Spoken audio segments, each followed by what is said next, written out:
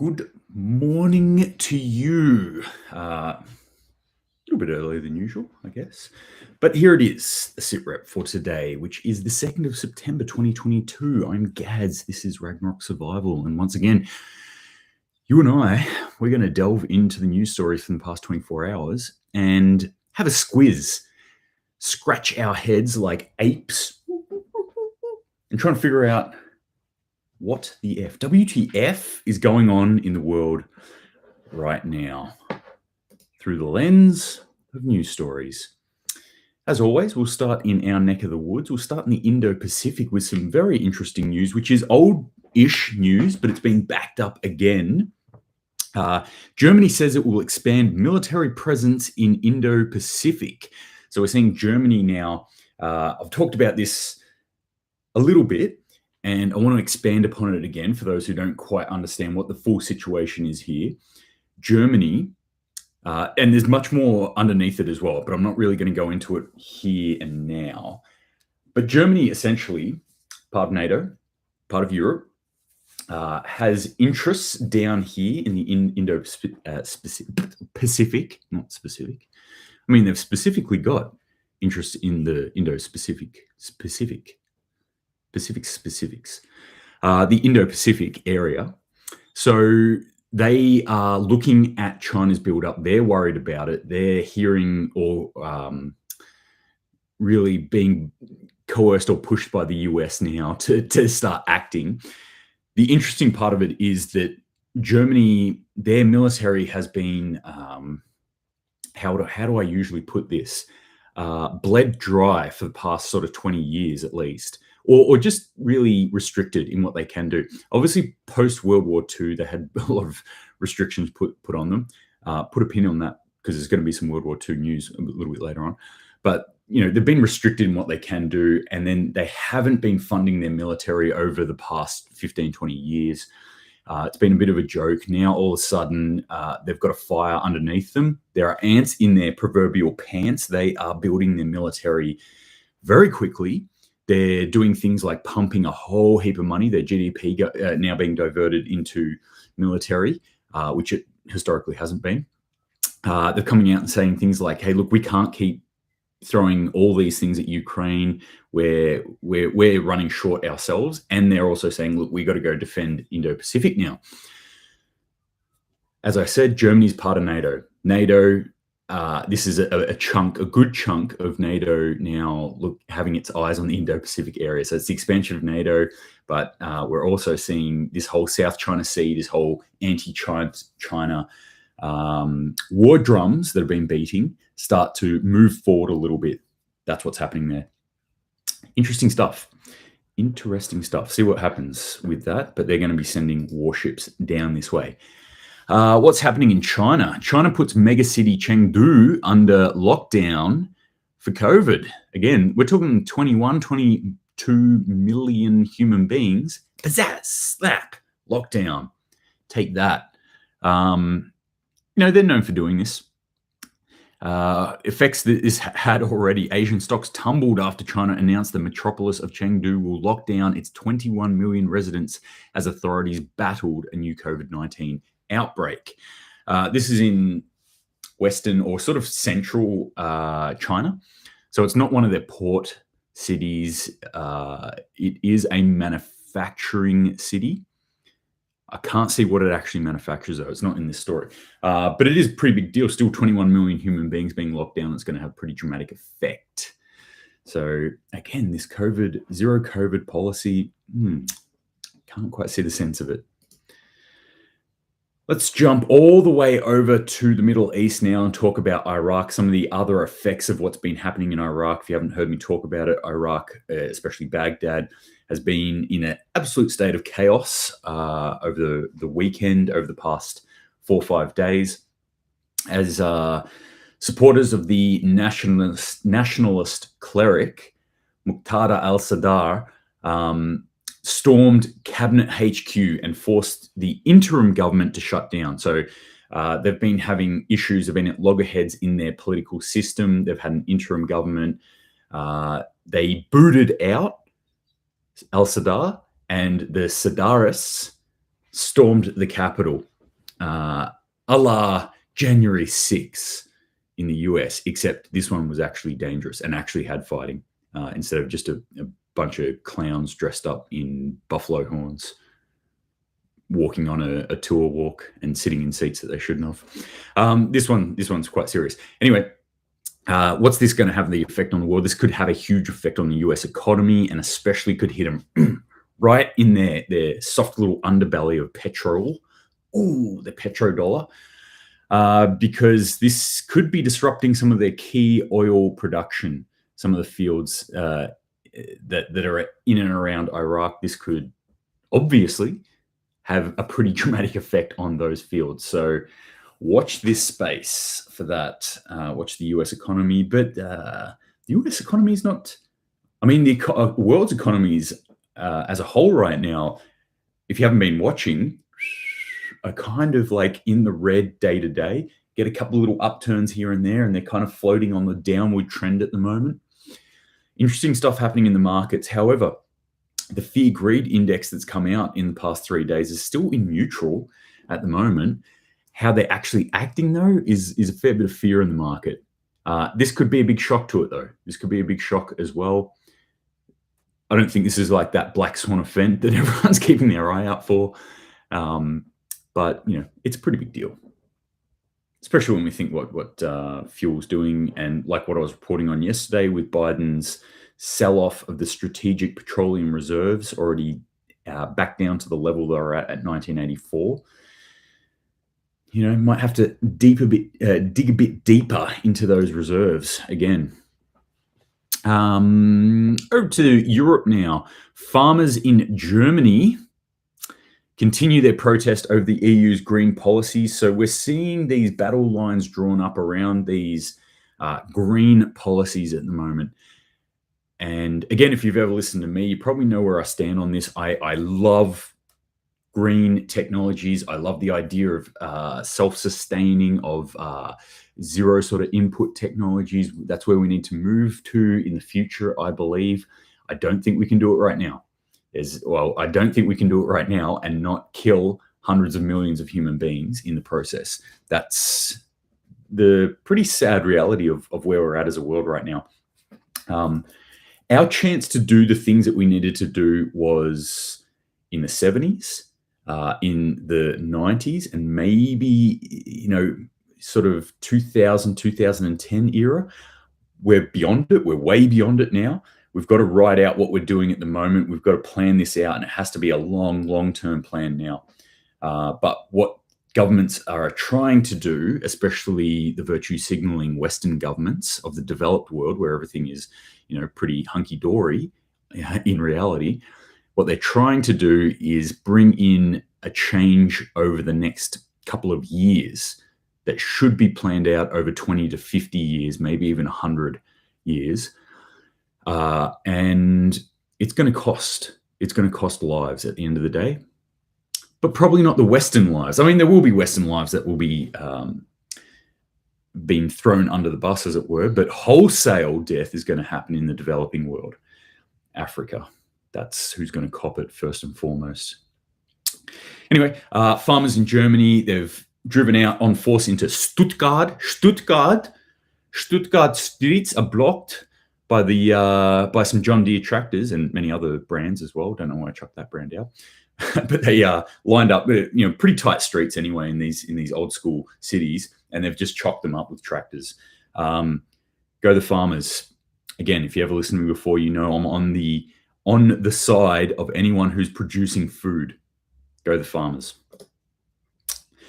Despite soaring energy prices threatening the stability of the country, German Foreign Minister Annalena Baerbock said that she would continue to support Ukraine. And there's a quote here that I'm going to touch on in a sec. This is interesting. I think, here's my bugbear with the system that we have. We call it democracy, right? However, I like to call it democratically elected aristocracy, because once we vote people in, they've kind of got carte blanche. There's this idea, well, we can vote them out in 4 years, and if they do the wrong thing. The idea being that we have democratically elected a representative of us. But increasingly, over time, as certain factors happen, and we're in this point at the moment, those people who we elect become less and less us. They become more and more them. Here's the key quote that I'm going to give you. This is actually from Annalena Baerbock, who is the German foreign minister. She said she's going to continue supporting Ukraine, quote, no matter what German voters think, end quote. Here's another quote. If I give the promise to people in Ukraine, we stand with you as long as you need us, then I want to deliver, no matter what my German voters think, but I want to deliver to the people of Ukraine, she said, which is an admission to me. I don't give a shit about you, the people that I'm supposed to represent. I'm supposed to represent the German people. I think it's fine and dandy that you gave a promise to Ukraine and that you feel that they're hard done by and you want to go support that. And I'm not disagreeing with any of that. Go do it. However, you're going to do it with the money of the people who elected you. That's the thing that I don't like, that you forcibly, at gunpoint, steal money off your constituents. That's called tax, by the way, if you've never heard of that before. We tax the public, which is government-backed theft, and then use that money for whatever the fuck we want. And that's exactly what you're doing here. Instead of looking after your own people, you're looking after everyone else. You know, and there's this whole utopian idea, we'll look after the world. Well, yeah, I kind of get my head around that. But what I really hate is governments just shooting off the side here and going like, I'm just going to do what I want here with your money. Go do it with your own money. You want to go help out Ukraine? Go over and help out Ukraine. But you want to be the foreign minister of Germany, be the foreign minister of Germany. That's my 2 cents on that. Or I guess I'll say that's my 27 cents with inflation now. Okay. Now, this is a multi-part story coming out of Poland, which I found very interesting. I'll start with this part, actually. Poland, quote, will not get EU recovery funds, warns the top EU Parliament politician in the latest attack. So there's some complicated shenanigans going on here, which is all like infighting and the layers and layers of bureaucracy that we have. But essentially, there is a group called the ALDE group, which is the Alliance of Liberal and Democrats for Europe. A Belgian politician, which is the leader of this group, whose name is Guy Verhofstadt. Guy Verhofstadt came out and tweeted this. He said, hey, Poland, you're not going to get any of the EU recovery funds, even though Poland has ticked all the boxes for the EU recovery funds. He's come out and said, you're not getting any. We're changing the rules. This is actually what they said. We're going to change the goalposts so that you can't get any. Why? Because he doesn't want you to get any, because you're not on his side of politics. They don't want Poland to get any right now because the wrong side, as far as they see it, is in. Now, I don't care if you are left or right, or you're Democrat or liberal or whatever you want to call yourself. If you set rules and say, yes, you can get money to recover from what's happened, which part of this recovery, or the main chunk of this recovery, is to recover from what happened, what you actually enforced upon people, lockdowns and shit like that. If you say, yes, you can do it if blah, blah, blah, blah, and you go and do blah, blah, blah, blah, and then you say, actually, no, we can't do it. This is not right. This is absolutely not right. He also went on to say, you'll get that money.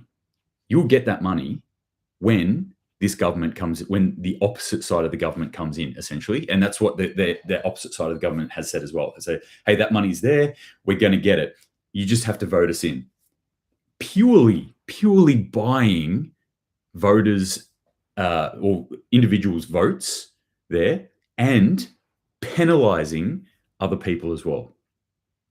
Not good stuff. So Poland needs this money. Poland's hurting for a little bit of money, it seems. There's no direct information here saying, hey, Poland might be having some money issues right now. On top of this, here's this story, very interesting.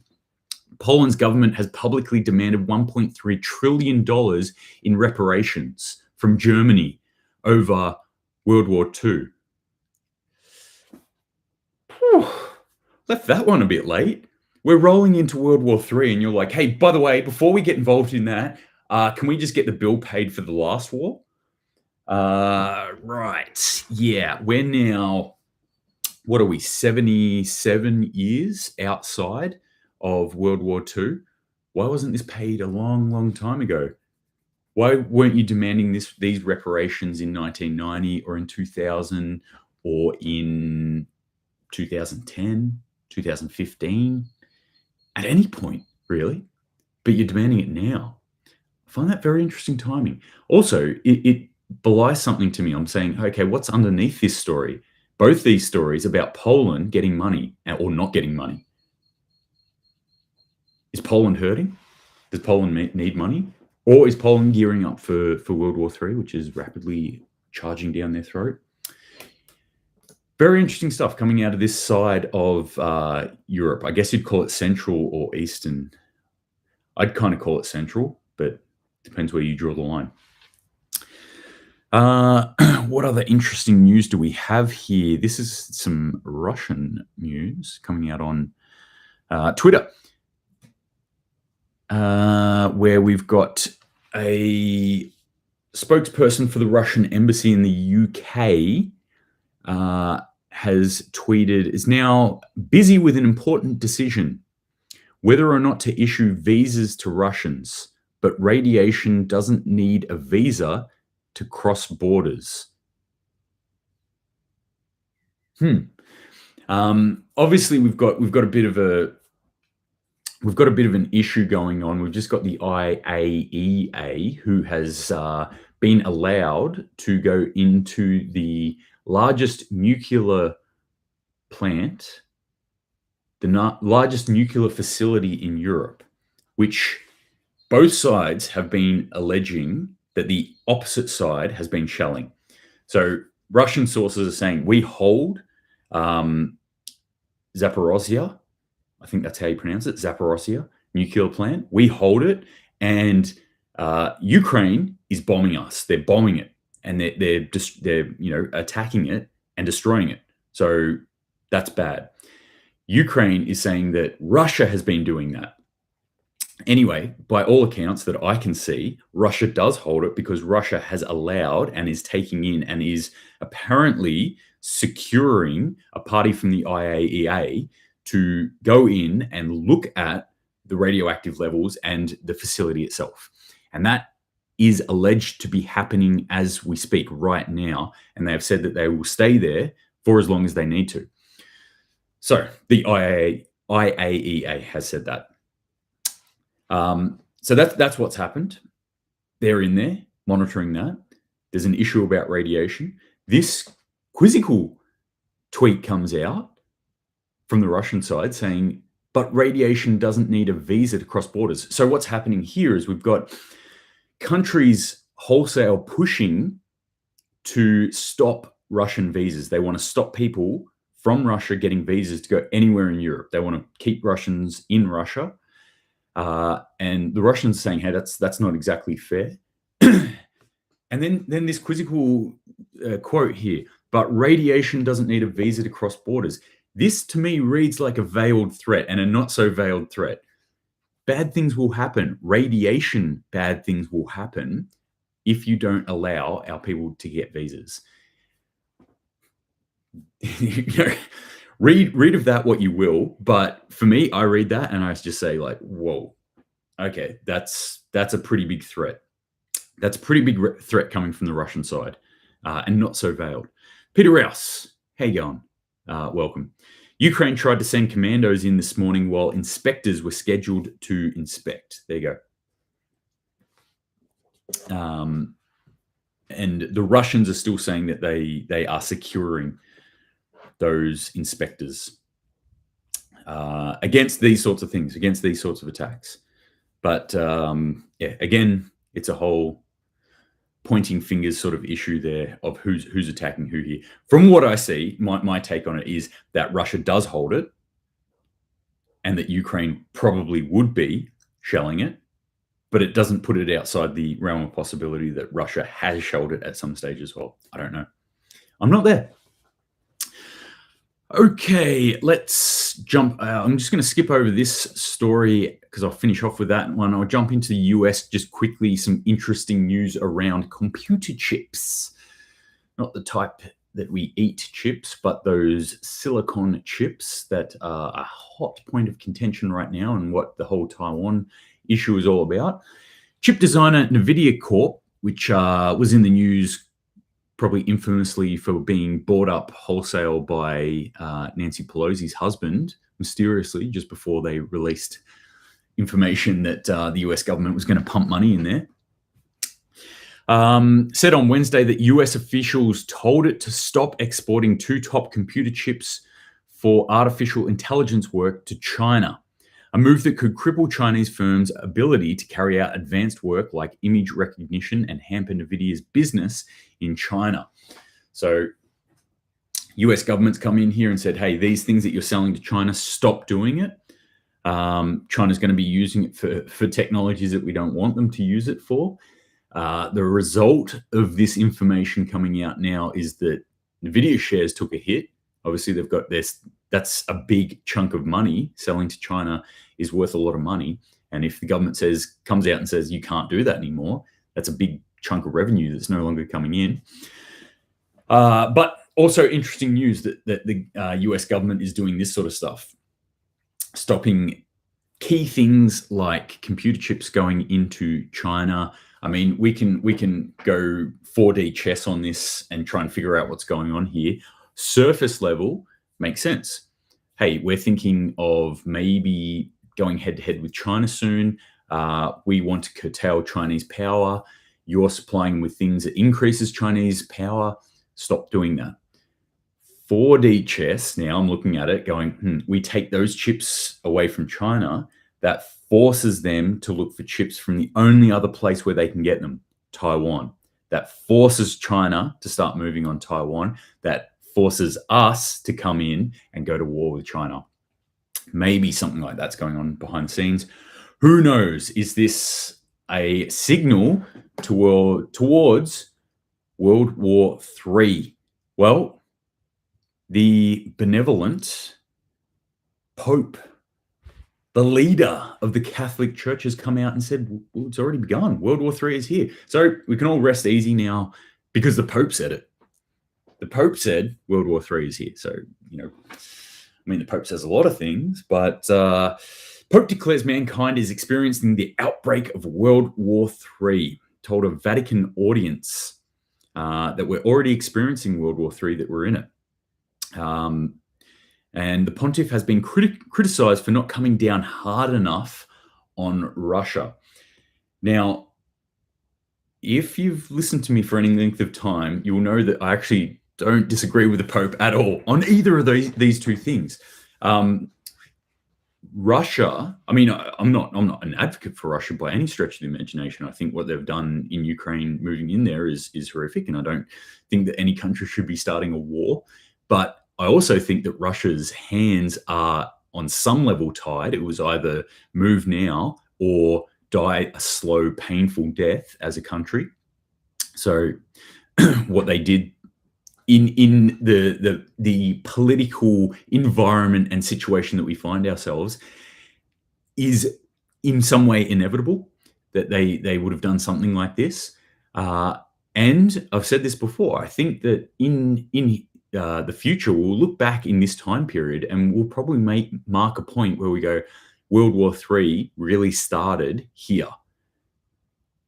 Did World War II officially start when Germany invaded Poland? Oh, see how that came right back around? Did it start then? Did people on the ground at that point say, yes, we're in World War II now, it's happening? Or was that whole thing sort of massaged onto this date in retrospect when we look back at it from history? Well, that's what I think we'll see, is that maybe there'll be a date in February where we go, here's where Russia moved into Ukraine. That was the beginning of World War III. Or will it be, here's where China actually landed on the beaches of Taiwan. That was the beginning of World War III. Or will we have some other date? Here is where Israel dropped a nuclear bomb on Iran, and that was the start of World War III. Who knows?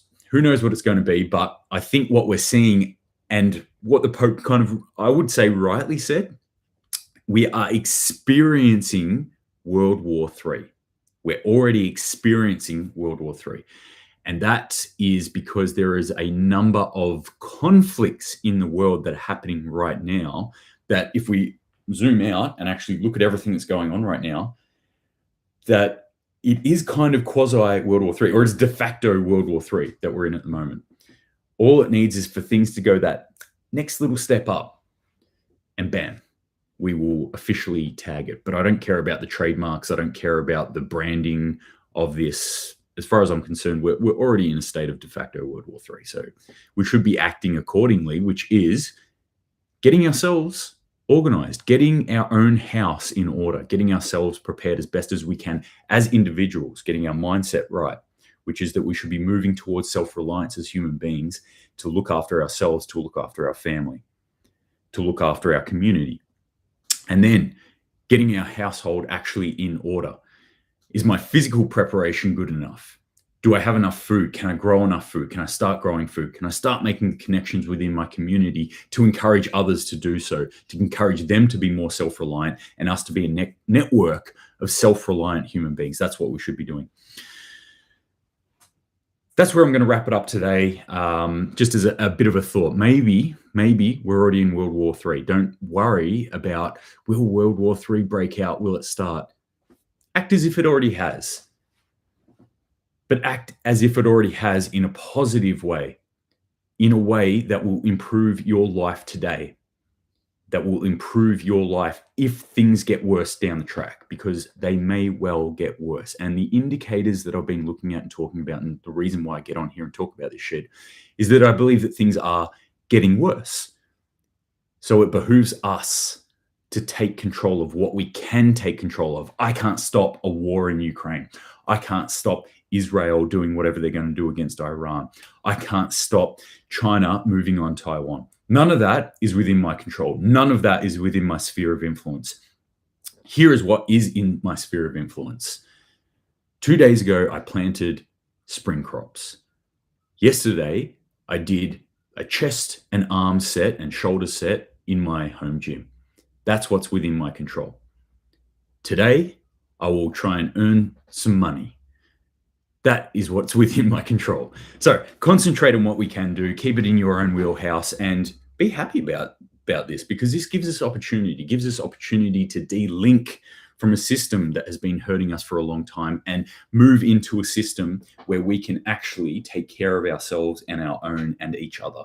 So that's it for today, gang. I won't get a SitRep out tomorrow. I'm going to a black tie event tonight.